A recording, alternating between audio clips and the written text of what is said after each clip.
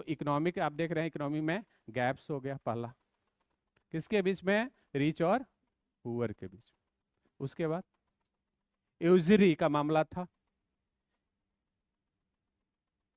Take down usury. Usury means what is यूजरी?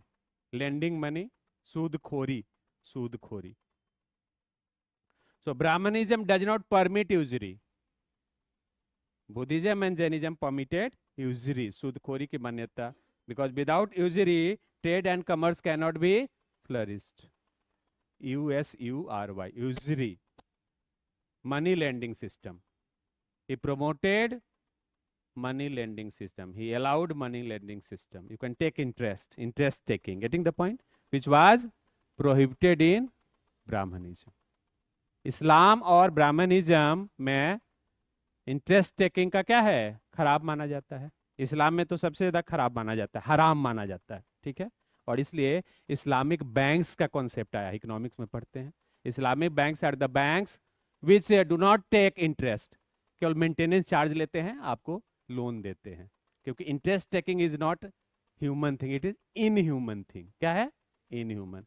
तो लेकिन inhuman तो है, but trade and commerce without interest taking के नहीं होगा।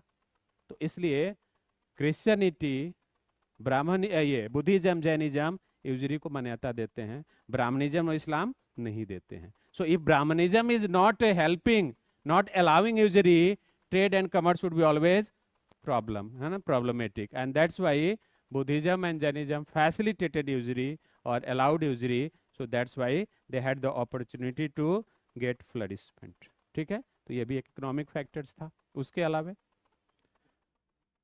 Piece is an important condition for agriculture and trade and commerce. War होंगे तो पीजेंट्स भी इन्वॉल्व होंगे, तो वैसी स्थिति में agriculture would be adversely affected, trade and commerce would B adversely affected. तो बुद्धिज्म को मौका मिलेगा।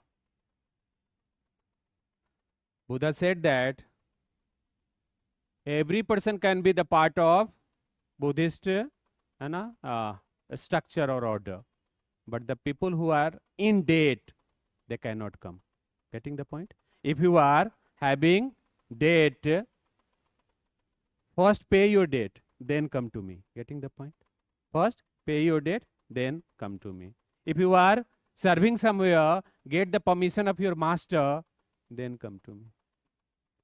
It means that Buddha was not trying to drastically change the society.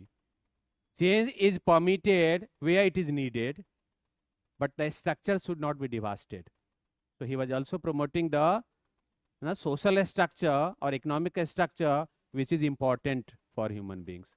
तो उन्होंने क्या कहा, पहले अपना, है ना, कर्ज चुका के आना पड़ेगा। ऐसा नहीं कि आप कर्ज लिए हैं, डेट लिए हैं और चले आइए, उस आदमी को दिक्कत हो जाएगी। तो ये सारे, इसका मतलब बुद्धा क्या है, प्रैक्टिकल फिलोसफर हैं, आइडियल फिलोसफर नहीं है। जैनिज्म थोड़ा सा आइडियलिस्टिक ज्यादा था, इसलिए जैनिज्म आप देखते हैं कि शुरू में फॉलोअर्स कम थे। बुद्धा के फॉलोअर्स ज्यादा थे कि जैनिज्म के? लेकिन अभी भारत में बुद्धिस्ट पॉपुलेशन ज्यादा है कि जैन पॉपुलेशन?